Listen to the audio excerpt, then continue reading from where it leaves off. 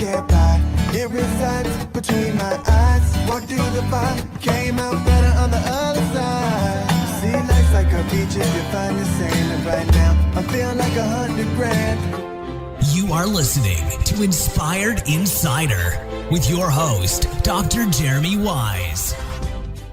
Dr. Jeremy Weiss here, founder of InspiredInsider.com, where I talk with inspirational entrepreneurs and leaders. Today is no different. I have Patrick Ropella. You can check him out at Ropella360.com.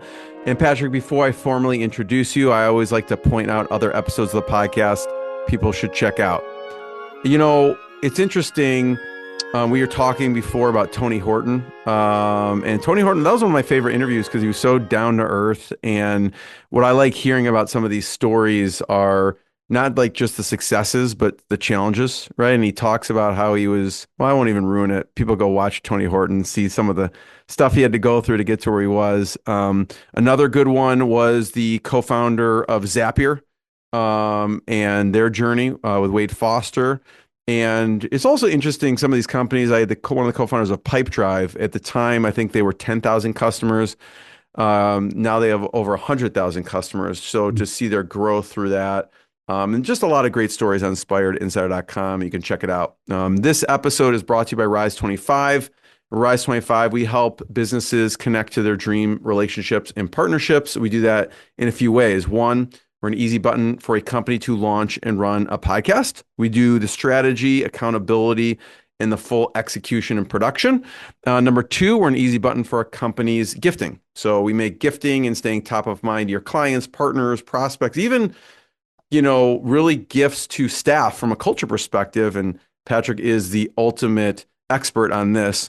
People just give us a list of their addresses, their people. We do everything else. It's not like we send one-off gifts. We like to send a campaign of gifts. So think a gift every 3 to 4 months for 3 to 4 years, right? And so, Patrick, we kind of call ourselves the magic elves that run in the background to make it stress-free for companies and help them build amazing relationships. And really, that's the number one thing in my life. I'm always looking at ways on how I can give to my best relationships. And personally, I found no better way over the past decade to profile the people and companies I admire, share with the world what they're working on the podcast, and then send them sweet treats in the mail. So check out rise25.com, email support@rise25.com. I am really excited to introduce Patrick Ropella. He has over 35 years of experience in founding and steering a global leading executive search firm, a private equity services firm, and an information research firm. You can check all of that out at Ropella360.com. He established Ropella Equity Ventures as his own PE investment firm, as I was saying. But Patrick has really contributed to the growth of some major global corporate technology organizations, such as General Electric, Georgia Pacific, Sony, Tyco, Nike, Clorox, Revlon, Baxter Labs, Johnson & Johnson, Shell. I mean, I can keep going on. But, Patrick, thank you for joining me. Thank you for having me. Much appreciated. I'm looking forward to this. Let's just start off, and you have a really fascinating background, but let's start off with Ropella 360, and I know you have different arms to it and what you're doing there. Yeah, so we started executive search 40 years ago, started Ropella as a company about 35 years ago. When I first got into the business, the mentor that hired me, I went to a recruiting firm and said, hey, I'm looking to do something else. I've been a serial entrepreneur most of my career, and I'm now interested in doing something different, but I want to stay in sales and marketing. Can you get me some interviews? He said, sure, we can do that. He said, how about being a headhunter? And I said, no, you don't understand. I want to be in sales and marketing. And he says, well, that's the same thing. You don't get it. This is all we do, sales and marketing. I said, okay, that's interesting. So I joined the firm. But it took me a few months to start because I had to wind down some of the other businesses that I own. And when I showed up the first day of work, he says, well, what desk do you want to work? I said, what do you mean, what desk do I want to work? He said, well, you need to be a specialist. If you want to be hugely successful, specialize. I said, well, that makes a lot of sense to me. So I said, all right, I'll think about it. And he said, why don't you just take one of these desks that we have, the chemical industry, for example, and start there? And I said, what are you talking? I don't know nothing about chemicals. That's ridiculous. I never took any chemistry in high school or college. I'd be clueless. And he says, perfect. The less you know about the desk you're working, the more questions you'll ask. The more questions you ask of the executives you're recruiting or the clients you're serving, the more they'll love you. Basically, how to win friends and influence people. You talked about gifting, that's a powerful way to do it. If you apply that in connection at the hip to asking people to talk about what they want to talk about most, which is usually themselves, that's the winning recipe. So that's how I got started. And now 35 years later, 5 years of working with this first firm, and then 35 years of working on my own, we've become the world's largest, most well recognized 400-pound gorilla of the chemical industry executive search. So that's where we do most of our work, but we also do a lot of our work in what you would describe as general industrials. With a lot of those companies you mentioned, they're not necessarily into chemicals, but they're involved in manufacturing something. So general industrials, corporate technology, manufacturers is our core. You mentioned a couple things here which I think are really instructive. One, I wish someone told me that early on about really specializing in niching. That's such an important lesson. I still talk to a lot of people, I'm sure you do too, about still struggling with that and how important that is. And then, the second piece is just asking questions and caring about the other person. I love the book, How to Win Friends and Influence People. I'm not sure. I'm curious, any other favorite books, resources on your end that you've liked throughout the years for leadership or business? Oh, think and grow rich, and how to win friends and influence people is the foundation that every high school kid, and at a minimum, every college kid should be forced to read. But then as you start growing and developing your career, understanding how to be either a part of helping grow great companies or being the leader who is responsible for that, is going to lead you to, good to great, for sure. Um, Good to Great, Jim Collins is probably one of the best, most recognized books for, building great companies. And that book applies whether you're building great corporations or nonprofits or teams, like NFL teams. The teams with the best talent win. Um, that's a sports metaphor, but it applies in corporate America or in nonprofits or even in a church just as equally. And so I've spent my whole career focusing heavily on reading books are all about execution, like Ram Shriram and Larry Bossidy's incredibly good book. They talk extensively in that book about the power of not strategy, the power of execution, and how important people are to the center core of execution. If you have B players or C players on your team, you're going to know you've got problems with execution very fast. But if you focus on hiring A players, you're never going to have problems with execution because A players are masters of execution. They are performance driven, results, stats. Tell me how I'm doing. I don't need you to tell me what I'm doing wrong because I'm smart enough to realize that. Tell me how I can do better. You got A players when all they're asking about is, how can I do better? And that's the power of execution, having the right people on the team, which goes back to good to great. Identify the bus, get the right seats on the bus, then get the right people in the right seats.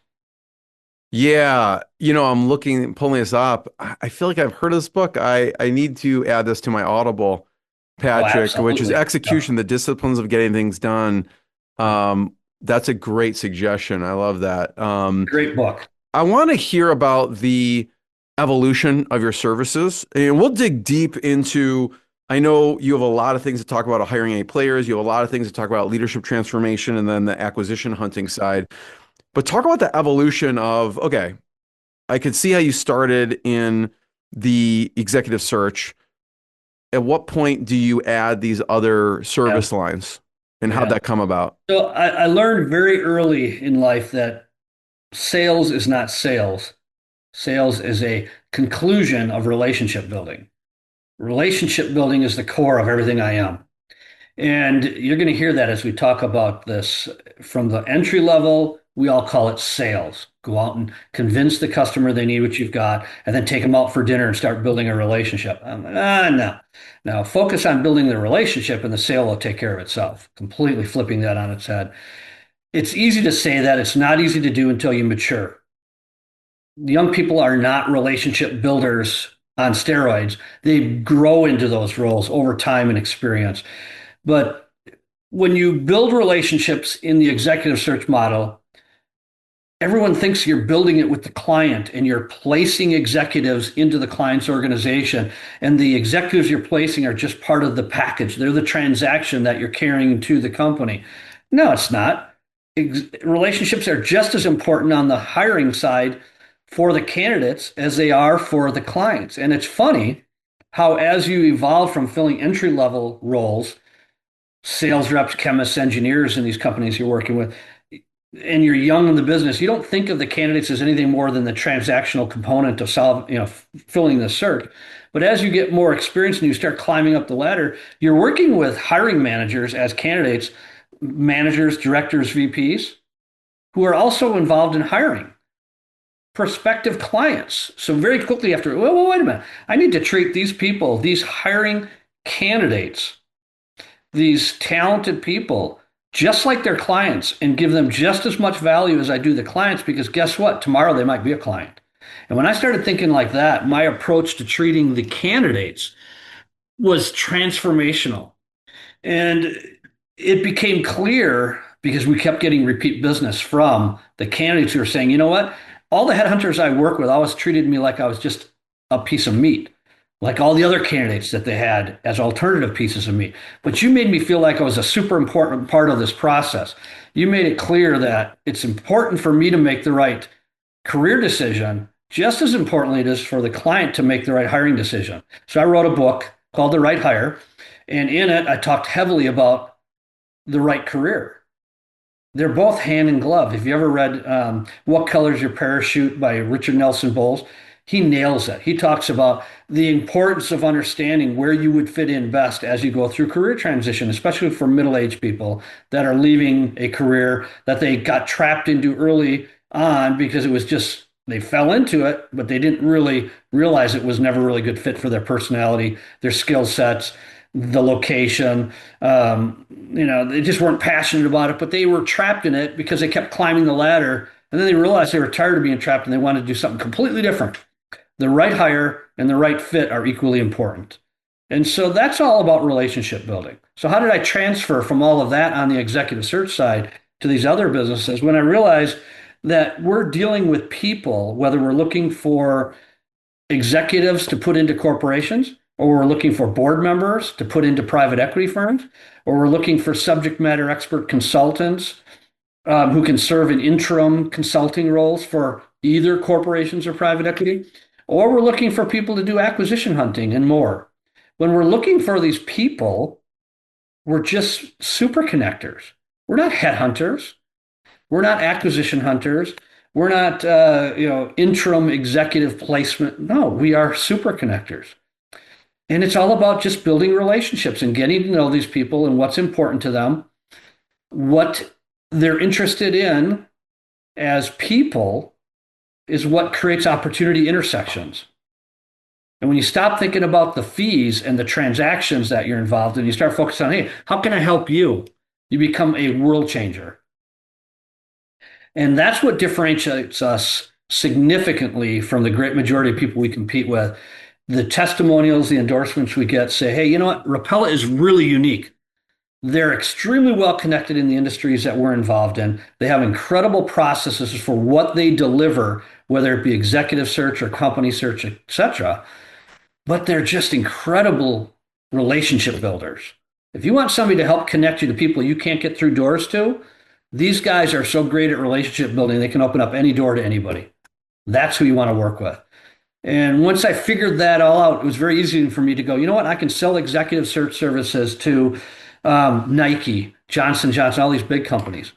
But I can also sell those same services to some really important, really awesome middle market companies that have serial entrepreneurs who are rock stars in their industries and have a lot of fun too. And often I make a greater impact when I'm serving the middle market companies than I do the big companies. Because I'm dealing with CEOs that have incredible world-changing capabilities that could, in the next 5 years, be a public company, that could be a private equity acquisition, and with that, funding and support, become incredibly great companies. So I love working with small to medium-sized companies as well. Patrick, talk about, so we're looking, if you're watching and listening to the audio, there is a video component and we're on the Ropella 360 website. If you want to check out the book, you can go to, backslash the dash right dash hire and you can see the book here.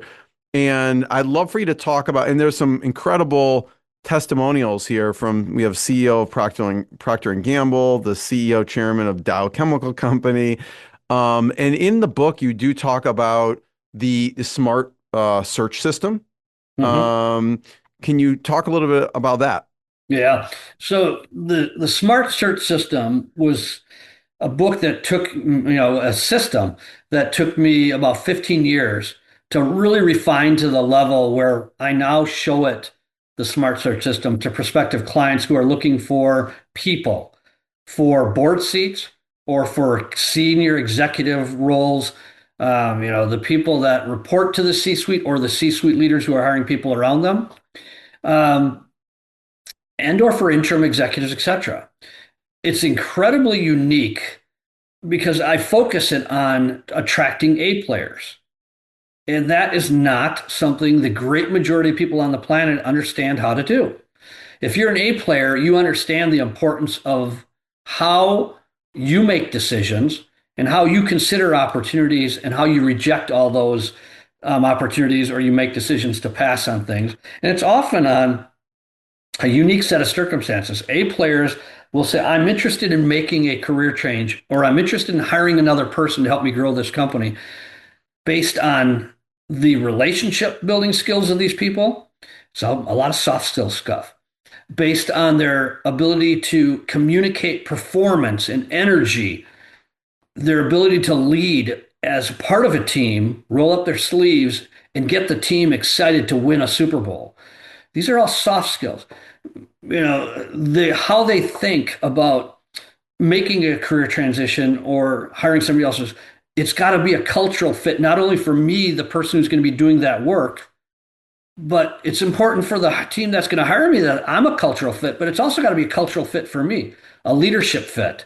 I've got to know that the people I'm going to be working with, I'm going to really enjoy working for, and that I can count on them to get my back and to partner with me on achieving the goals that they want to accomplish there at that new company. This is dramatically different than hiring somebody just to fill a hole. Everyone talks about filling these searches, placing these people. We don't talk about that. We talk about solving searches. We talk about understanding the ideal leadership profile and having a clear sense of where you want to be 5 years from now and what are the types of people that are going to get you there faster with less problems. Those are A players, and A players are Super Bowl champions. How do you get them? Good luck with that if you don't know how to communicate the way they think. Talk about Nike for a second and what happened with them. And I'm just going to point people to, you could check out Repella360.com, the smart search system, if you want to dig a little bit deeper, because you could see there's, sourcing, marketing, assessing, recruiting and retention and transformation. And there's different kind of stages here. But what happened with Nike? Yeah, so that's a really good segue. Nike, think of them as a recruiting organization, could recruit anybody. What the heck would they need a headhunter to help them with recruiting for? They've got Michael Jordan, they've got Tiger Woods, they've got some of the best athletes on the planet already as their ambassadors. They've got world-class talent because it's very easy for them to recruit. But they were building out a new innovation team, what they were calling an innovation kitchen. They wanted to get beyond t-shirts and tennis shoes and get into electronics wearables, fabrics that are going to adapt to the players' temperature and sweat and all those kind of issues. They wanted to transform their manufacturing globally from kids in sweatshops in Asia, which they were starting to get beat up over, to let's use robotics and technology and bring a lot of those jobs back to the US, which is what they've now done. And how do you do that if you don't have an innovation think tank? Nike didn't have an innovation think tank. They had some smart people that were developing tennis shoes and t-shirts and clothes and that kind of thing. But they wanted to do a whole new level. And they wanted to look at polymers, plastics, specialty chemicals. They wanted to look at electronics. They wanted to look at all of these other technology basis and say, let's bring the world's best scientists and innovators from those companies and help us re-retrofit our manufacturing, our innovation, and our technology. So that took them out of their comfort zone. They didn't have headhunters or recruiters in-house that could go target those companies. So they went out and looked for a search firm that specialized in those industries. And they brought in for evaluation about 15 different firms.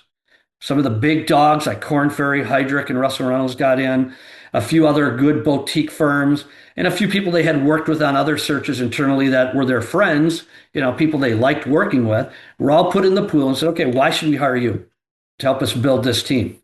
They had just hired one of my clients.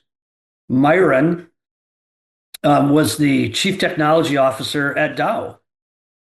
And he was offered this opportunity to come to Nike and run this innovation team. And in that title, that I think he was more like a VP of innovation for one of the divisions, not the head of Dow's technology. But as a division head, that would be a classic title. And so he took that title from Nike and said, "Great, I'll run your innovation team." And there's a recruiter you should talk to, Ropella. He's done a lot of work for me at Dow. And so that opened up the door. Well, I got in there and I went through the process of showing them the smart search system. I said, listen, you guys can hire anybody, you know how to do it, but let me show you how to do it differently. If you really want world-class talent for this innovation team, what we would describe as A players, you've got to communicate them in a highly unique way. And you guys have marketing teams galore. You got anything like this you use when you're recruiting, what we call an opportunity marketing piece, which is part of our smart search system? And they looked at it and said, no, we've never seen anything like this before. I said, well, if you're going to go after and recruit Super Bowl players to join your team, or college football athletes to come join Auburn, or leave Auburn and go to another team. Anybody knows that, Auburn's head coach is the world's leading coach. And the success that he and that team have had is because they're incredible at marketing their opportunity. That's what we do. We take the best of Nike and we put it into a presentation that says, this is what it'd be like to work at Nike with this type of leadership team. This is what their culture is like.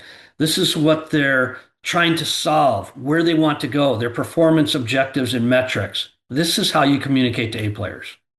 And if you want to get those people interested, you can't go to them with a black and white position description with a color logo slapped on it and say, good enough. It's not going to cut it. These are busy guys, very successful, and they're only interested in working with A players. If they see these opportunity marketing pieces coming from us, they're going to say, Ropella is pretty unique. They must be really good at what they do. They must be A players. I want to learn more. And then we present you in your situation in such a way that now they're engaged. They want to learn more. They want to come forward. So how you market to A players is hugely different than how everyone else does.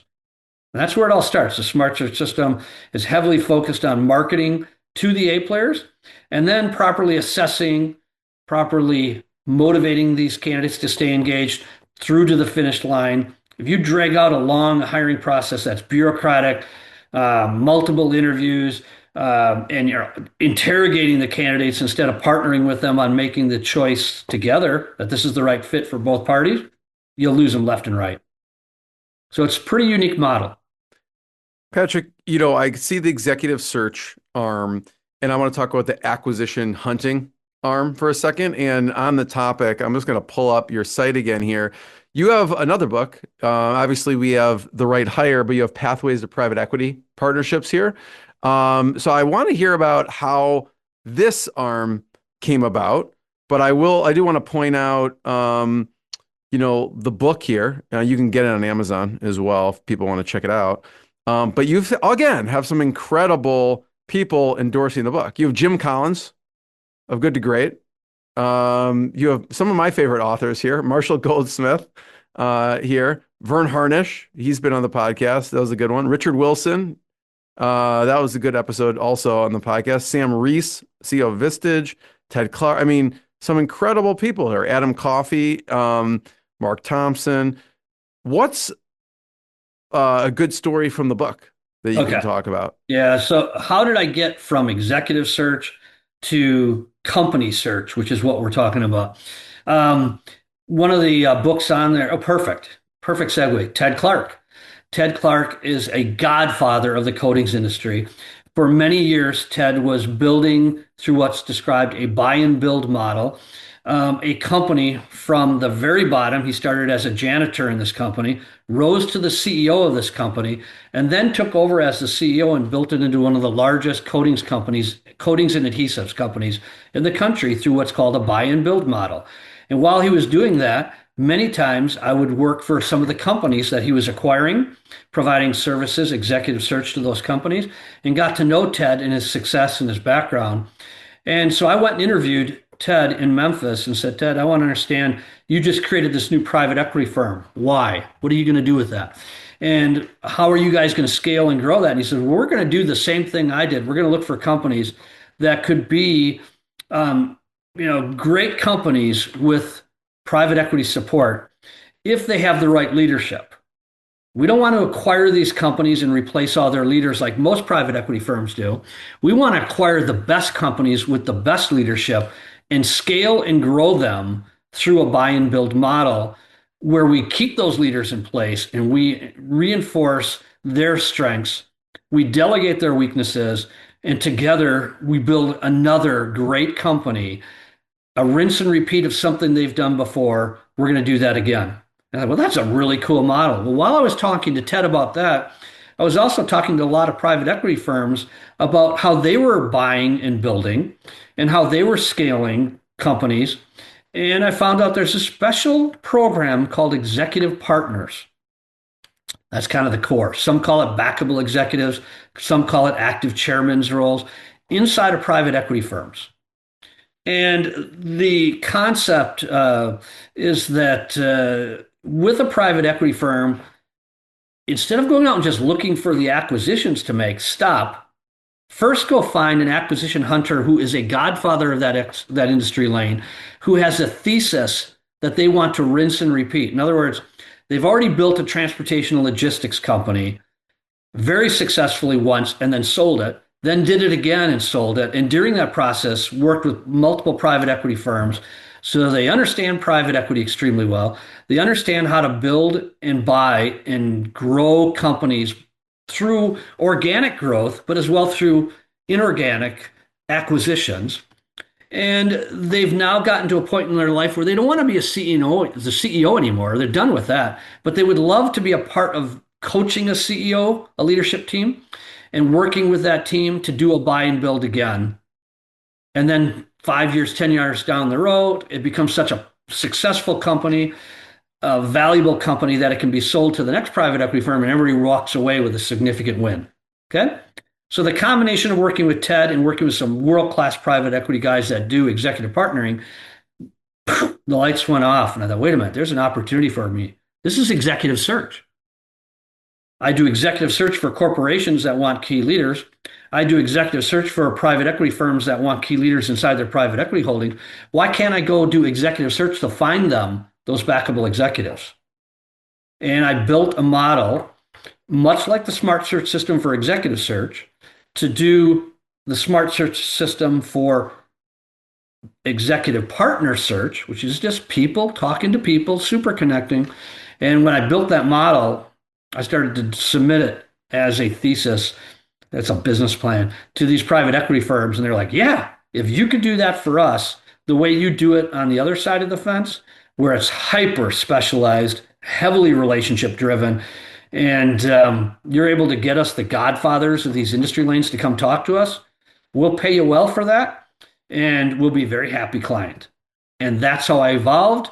And through a few years of doing that work, developed best practices for doing that work, wrote the book primarily for the executives that are now retired that want to do this type of work but don't understand that there is a model for doing it like this.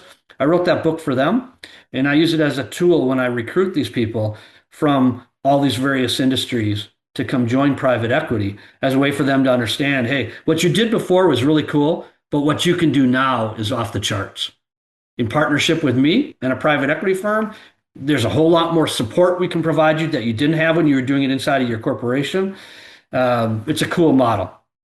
Pretty exciting stuff. I want to talk about water treatment, the sexy topic of water treatment when it relates to this. But I do want to point out not only your book, you have a couple other recommendations here, right? You have Buy and Build. We're looking the Buy and Build CEO Ted Clark. You also have the Private Equity Playbook, Adam Coffey. You have Backable, Sunil Gupta, and Deconstructing Conflict. So I just wanted to point a couple of those are some of your recommendations on your Ropella 360 bookstore.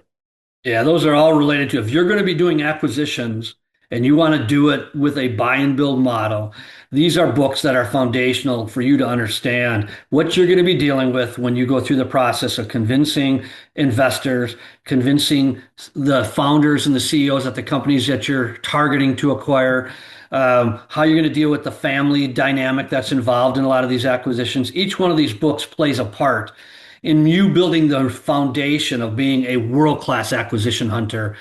And they'll all say, well, I already am. I've already done this incredibly well. Yeah, but if had you had a chance to read these books before you did this last time, imagine how much more successful you would have been then. It's not too late. If you're interested, read them. They're great books. And behind each one of these books is an advisor that I have a relationship with, that if at any time we want to bring into the process, we can do that too. So water treatment, the sexy topic in niche of water treatment. Woohoo, water treatment. Most people take It is sexy, actually. I mean, if you think about it, right? I was thinking, most people take it for granted. I was like cleaning my water bottle this morning, and I'm like, a lot of people don't have clean water, right? And that can get people very, very sick. So how does this relate to the acquisition hunting? Yeah, so it just so happens water treatment is incredibly important to the health of our society. And if you don't know that, you'll recognize this word, Legionella's disease. Legionella disease, I think that's what it's called. Anyway, buildings in New York City have these huge air conditioning units on the top of their buildings. And they get bacteria in those AC units. And when the AC units aren't properly maintained, that bacteria can get in the air, especially up high, and then it falls down onto the people walking on the streets. Bacteria can get into water bottles, as simple as that, but it can get into hospital injectables, needles, the plastic bags that are holding the drugs. It can get into all sorts of different places where it does not belong. And water treatment is the tool that's used to control a lot of this bacteria. So it doesn't sound too sexy, but it's a major part of why, we survive packed into these huge cities with millions and millions of people right next to each other, control of bacteria through water treatment. And that could be the water that's coming from waste streams like toilets. It could be water treatment that's coming from processing food in plants. When you think about the amount of water that's used to clean foods before it's packaged, it's unbelievable. All that's water treatment. Now, why are we talking about that? Well, one of the campaigns that we were retained by a world-class private equity firm to run was a water treatment thesis to find an acquisition hunter to focus on going out and finding a bunch of acquisition prospects in the water treatment lane so we could do this buy and build model. And what's kind of a neat success story is that, yes, we went out and found a large group of people that would be interested in doing the acquisition hunting that had backgrounds in water treatment. We narrowed it down to about 5 that were clearly scoring very high on our scorecard we use. We have 10 items that we score, and every item on the list has 10 points. If you score, above 80% on that scorecard, you're somebody that we would submit to our private equity client. If you score any below, you're probably not going to get an interview. The finalists were all scoring close to 100%. They're incredibly strong water treatment CEOs who have been in the business most of their career, that had built and sold multiple times, had done a lot of work with private equity. So they're all godfathers. We narrowed it down to the one they selected, and the one they selected had never worked with somebody like me before doing acquisition hunting, had never had the experience of having my support mechanism and team behind them. And within 6 months, we had a large amount of prospects on the table for them to consider, platforms and the smaller bolt-ons, with the idea that now they've got a whole bunch of puzzle pieces they're working with to build their next company. And we made our first acquisition. We're now closing our second, have a few more that are going towards what they call letters of interest, and then they'll go, if that looks logical to letters of intent, formal offers, and the expectation being here within another 6 months to 8 months, they'll have a significant number of companies that they're now integrating, and we'll have had a huge success story to talk about in record time.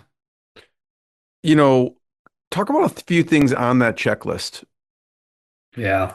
I don't know. I want like there should be like a separate book, Patrick, on this, like the Godfather scorecard or something. It's It's in just the like, book. oh, It's is it the in the book? package. Oh yeah. The Oh whole yeah. thing's in the book. I wrote this book so these guys would understand when I'm interviewing them how I'm scoring them and how my private equity The clients are Pathways to Private Equity scoring book. them. Yeah. Partnerships. Okay.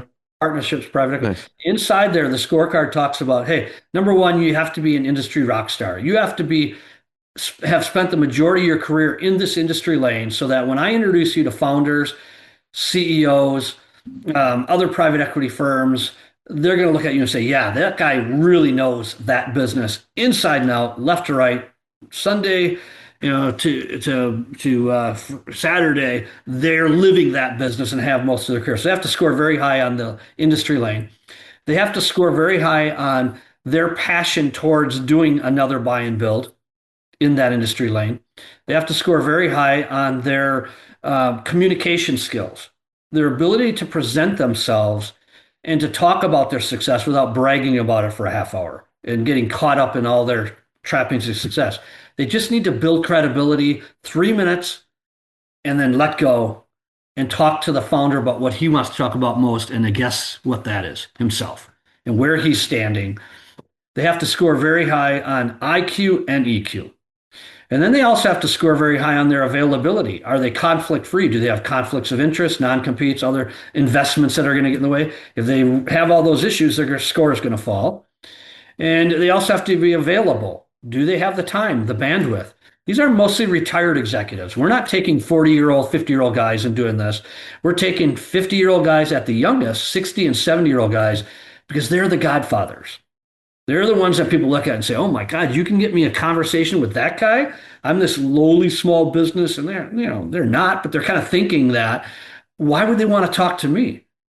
They can help me solve all sorts of problems. They can help me think differently about all sorts of issues. They could help me explore all sorts of opportunities. They're willing to talk to me. Hell, I'd be stupid not to talk to them. And that's our approach. We get these people that score very high on a lot of these traits.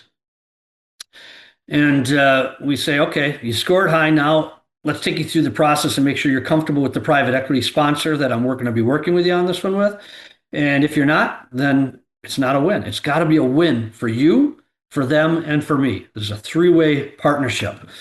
And so we did this with the water treatment lane, proved to be very successful. We're doing it in a bunch of other lanes. We've got about 10 different executive partners that are all doing this work in partnership with me and a separate private equity firm. I love it. I want to get to leadership transformation, and accountability, trust. Talk about that for a second. And I don't know if we want to talk about the CIA. We can, but I'll have to kill you. Exactly. Well, let's jump into that, and I'll boil that ocean by saying, hey, I've had the unique luxury, the unique benefit of having worked for many Fortune 500 CEOs, many middle market CEOs, some of the world's leading venture capitalists and private equity guys. I've got a pretty unique first class seat. It's not just working with them or interviewing them. I'm working with them on solving some serious issues related to talent. And when you're talking to them about what they're struggling with and why they're looking to replace people or why they're looking to build a world-class team, adding people, they've just lost somebody that's been a dear friend who's now retiring, and they're frustrated. They're losing all that intellectual capacity. That superpower brain is leaving, and they're like, oh God, I got to start all over and replace them.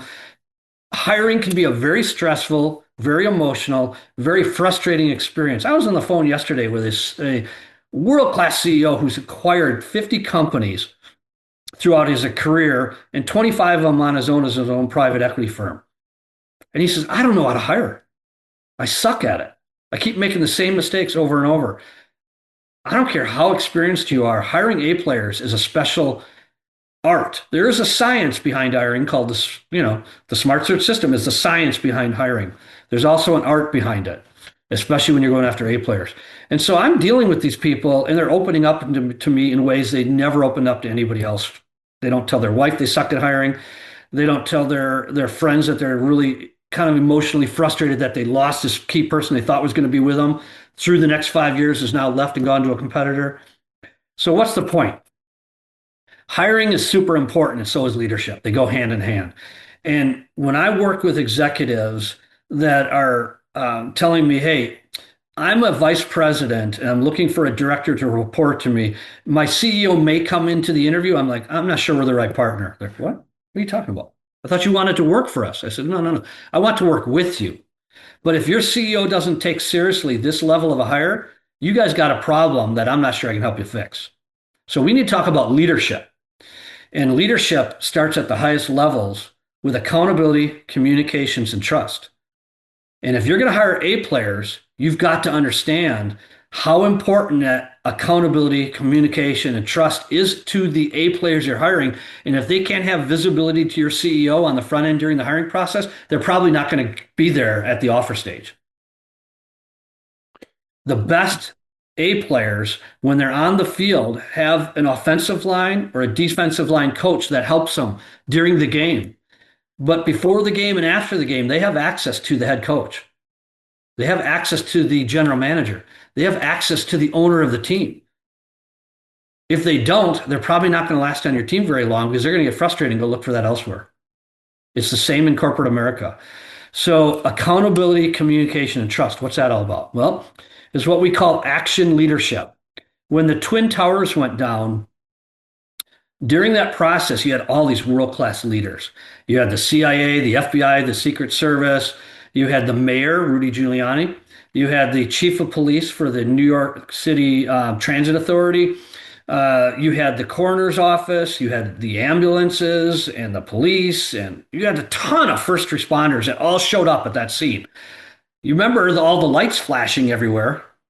There were hundreds of first responders there with their lights flashing at the bottom of those towers, all pissing on each other for control over the scene. This is a crisis. I am in charge, is what every single leader that was there was saying. And they were all arguing over what should happen while they were forgetting that there's issues that we need to be dealing with. Get these people out of the building. Get the people out of the neighborhood before the buildings collapse. Nobody thought about the fact that buildings would collapse. What do you do when you've got all this chaos going on and everybody's fighting for control? Not much good. So after the towers came down, Congressman Peter King got together with some other leaders and said, hey, we need to come up with a better way to manage a terrorist attack like this should it happen again, which it likely will. We've got to have better command and control. We've got to break down these silos.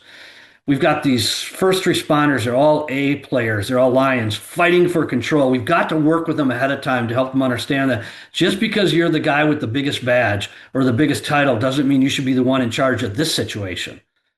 The best leader is often the one you least suspect should be the one that should rise to the key role of responsibility.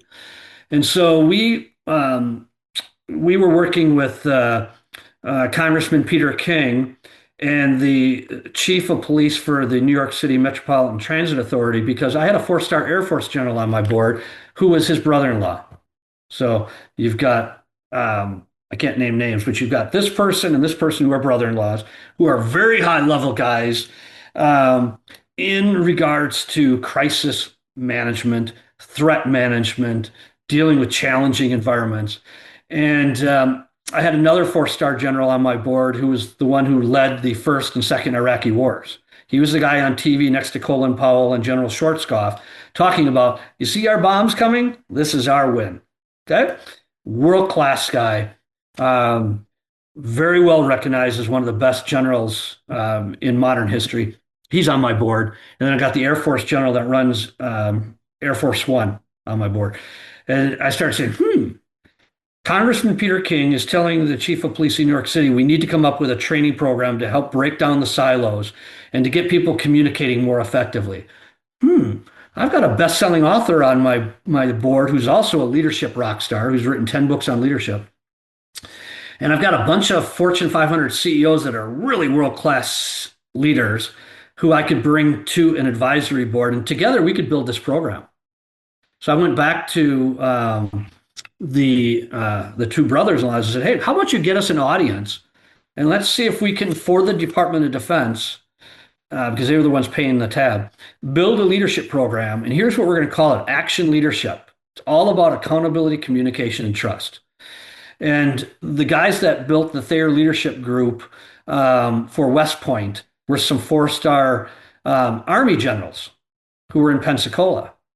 While I'm talking about this, they rise up and say, "Hey, we'd be interested too." And then a couple of Secret Service guys, who one of which was the director of the Secret Service under Ronald Reagan when Reagan was shot, hears about it and says, "I'd be interested too." Just so happens in Pensacola, you can throw a rock in any direction and you're going to hit a first responder from the highest levels in the military or in the government, because they all come back to retire there. There's a lot of that foundation in the Pensacola area because of all the military bases, and they're all over the place. So I was able to very quickly pull together a world-class team: accountability, communications, and trust. What makes relationships happen? What's the spark that brings relationships together? Usually it's commonalities, like how you think about sports and you talk to each other about that. How you talk to each other about hobbies. You talk to each other about goals and problems and opportunities. You talk to each other about politics. Those are all commonalities that bring together relationships and make them spark and start growing. Those are the seeds that get the trees planted. What keeps them together and makes them last? Accountability, communication, and trust. Over time, you learn to hold each other accountable and to let the issues that make personality sticky, just set them aside. But let's hold each other accountable. Let's communicate effectively, even if we're frustrated with each other. Let's have a communication model that says we can talk through anything, even if you're a whiny pain in the ass and I'm a crotchety old fart. If we learn to communicate effectively, we can work through anything. But ultimately, let's trust each other that we're authentic. Let's trust each other that we both have differences in opinion, we're both wired differently, but that ultimately we've got each other's backs. So we built all these modules around accountability, communication, and trust, and we took them back to the Department of Defense and to what was called the Applied Science Foundation for Homeland Security, which was an organization that was created to do two things. One, create better communication systems, better radios, better interconnectivity, better cameras, better security systems, you name it, to make sure that if there were going to be another terrorist attack, that all of that communications technology was the same for the FBI and the CIA and the Secret Service and the police departments and the fire departments, etc. They were all on completely different platforms. And they said, enough of this crap. Let's use our buying power to get the absolute best technology and to use the Internet of Things to connect it all together. And they did. So if you ever watched the TV show 24, they built the first 24 platform in the basement of one of the Department of Defense contractors' buildings. By the way I say basement, we're talking about at the bottom of a fallout shelter, where to get to it, we have to go through an elevator with fully armed special forces operators at the door. To get into that elevator, we get out about a minute later. So think about how deep we're going. We get out a minute later, and at the door is another crew of special forces operators that pat you down before you get out of the elevator. And then we're in the 24 control center, the command and control center. And that's where we did our training. We brought together 100 special response leaders for 7 different sessions, charged them $2,000 a person to come to the event, and had 100 people each time we were there. So you can run the math. Very profitable, very serious leadership program, all based on accountability, communication, and trust. So I've had the opportunity to, like I say, interact with all these CEOs. So I brought a lot of my ideas to the program, but I had this world-class advisory team of rock star leaders. And I kept saying, hey, listen, you guys, I bring them into my boardroom in my building in Pensacola. And I have this beautiful conference table in this huge room that could seat 20 people. And I say, Remember, before we get started, I am the ringleader. I've got a whip here on my desk. You guys are the lions, but we are going to get along. You all have great ideas, but we're not going to talk on top of each other. We're going to listen to each other, and we're going to end up at the end of the day coalescing all these ideas. And they all just look at me. Who the hell do you think you are? I said, I'm the ringleader. I got a whip here. Don't you forget that. And we had a blast. It was a lot of fun. I see, Patrick, the common theme with all of this, whether it's, the acquisition, hunting, the leadership transformation, or hiring A players, is just surrounding yourself with A players. Absolutely. Right. And on the leadership transformation, talk about Commonwealth fusion systems. Yeah. This is an incredibly unique company. If you don't know who Commonwealth Fusion Systems is, you need to. Everyone has heard of nuclear fission. That's where we put the rods down in and they're radioactive and they create heat and energy, and we create these huge complexes with hundreds of millions, if not billions of dollars. Yeah, more like billions and billions of dollars to build these massive complexes that everybody is scared to death of. Nuclear is going through a renaissance. It's much safer than everyone ever imagined it could be. It's now being able to be built on much smaller scales. It's an incredible energy platform, but it's nothing like what fusion is. Fusion takes the sun and the reaction in the sun and brings it down to the earth and controls that in a way that we don't kill everybody on the planet.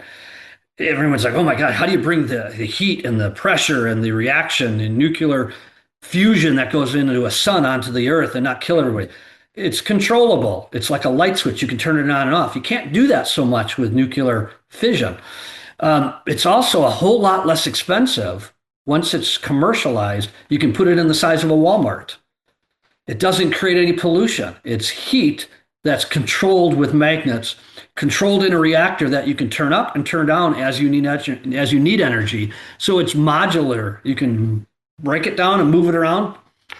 You can put it on the back of trucks once they scale it down smaller and smaller and drive it into environments where a hurricane has just knocked out all of the power in a statewide or a regional area. So Commonwealth Fusion Systems. Well, this is a commercial company. This isn't a government entity. ITAR in Europe is the leader there. Argonne National Labs and Oak Ridge National Labs and the Energy Lab in the US is a consortium of companies that have worked on it here in the US. And then you got China working on it. So you got three major government efforts that are working on it from a governmental perspective. And then you've got about 20 small businesses that are working on parts of fusion commercially. But Commonwealth by far and away is the leader. They've got Bill Gates, Warren Buffett, Mark Benioff, guys like that, from Salesforce, these world-class billionaires that are all investing in this, including now Google has just poured tons of money into it. They've raised, I think they're getting close to $4 billion to build a commercial version of a reactor and to have it up and running. It'll be the first time in history that we've had a commercial reactor up and running. They're partnering with every company on the planet to share ideas, open source, much like Tesla did when they built their platform. So what's this all about? Well, they came to us and said, hey, we need a chief technology officer, a chief engineering officer. We need somebody to be the guy that's going to build this ship, so to speak. Think of the Starship Enterprise from Star Trek. That's what we're talking about. The most complicated machine that's ever been built. And we've got the funding. We've got some of the smartest people on the planet as part of our team, but we need a master engineer to pull all the various pieces together. Think about building a nuclear submarine or an aircraft carrier or a huge chemical plant. Incredibly complex engineering with a lot of moving parts. We need somebody to be the point of the spear in bringing this all together. And our goal right now is to build what we're calling Spark. That is at the MIT campus right off, right around the corner from it, in partnership with the smartest guys out of MIT and a bunch of really smart brainiacs. Think of the Big Bang Theory on steroids. These guys are like that. They're all working together to build the first reactor. That's what they're calling Spark. And we need somebody to make sure that that goes off without a hitch from an engineering perspective. And then when that's done, they bought a coal energy plant in Virginia, and that's where we're going to build the ARC, the first commercially connected to the grid fusion plant. And the Spark is our prototype to proof of concept and to refine and to improve what we're doing. The ARC is where we go live commercial. And after we complete the ARC, we're going to be working with all the other competitors on helping them get their technology off the ground. And we're going to start commercializing these reactors we can start selling to Amazon, so next to their massive facilities, or to Elon Musk's Memphis facility right now that's an environmental polluter on steroids. All that gas that's being used to provide the energy for his Colossus, which is a massive complex, will go away with a fusion reactor that generates no carbon footprint. So we helped them go find the right people for that search. This again was like Nike. They had all the world's leading search firms wanting that search. They heard about us. They reached out to us and said, we understand you guys do some really unique searches. We said, oh yeah, we got your back. We've done some of the most difficult searches on the planet. We put the executive director into Argonne's National Lab, which is the super collider up in Chicago, the big 3-mile underground circle. We put the exec director into that. We put the chief technology officer into Crane Currency, which is the only currency company on the planet. All currency is produced by the US government for us, right? And for Russia and China and all these other governments, they print all their own money, right? Nope. China, Russia, and America, they print some of their money. Crane Currency produces all the rest.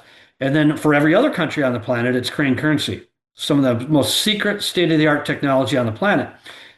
How do you keep counterfeiters from winning?